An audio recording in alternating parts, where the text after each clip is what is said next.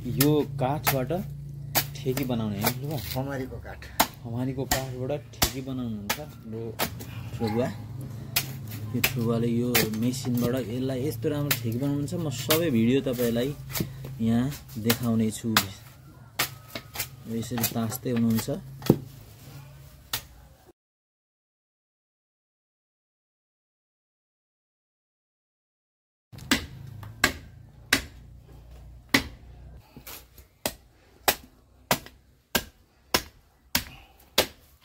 त्यो चाहिँ मुर्रो निकालेको है मेसिनमा हाल्नलाई। अब यहाँ ठुबाले यो चाहिँ मेसिनमा फिड गर्नुहुन्छ। यो मुन्दुम के हो त्यो त म थाहा छैन। यहाँ हामी हेर्दै जाउँ भिडियोमा के गर्नुहुन्छ।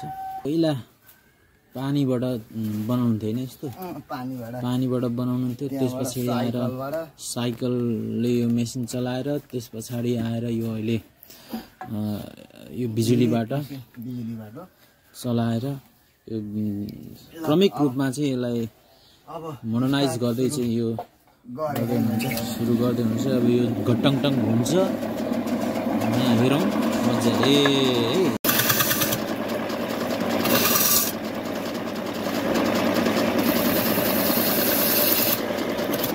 पत्रेको लागि ठिक्क रेडी हुन्छ यो ठेकी।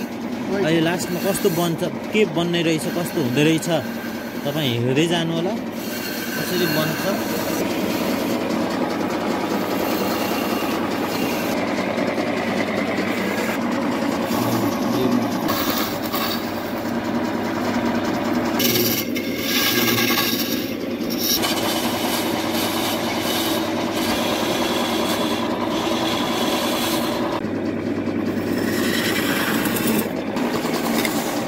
फाइनल्ली त्यो अहिलेको मुडो काठ त्यस्तो थियो अहिले आएर यस्तो बनेको छ। भिरको रेडी हुँदैछ यो ठेकीको। चुटुक्क परेको भिरको पनि रेडी भयो। अब कस्तो राम्रो कला हैन। यसको मेन उद्देश्य भनेको यो काठका सामानहरू सबै लोप भइसकेका छन्। विशेष गरी त यसको प्राथमिकता पहिलो नम्बर संरक्षण हो। त्यसपछि अब आवश्यकता अनुसार आवश्यकता पूर्ति गर्दै जाने हो।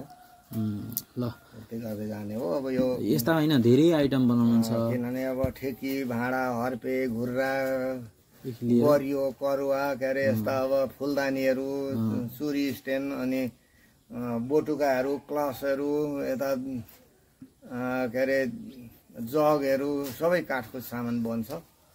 आफ्नै घर मौलिक कपहरू वाइन कपहरू सबै बन्छ।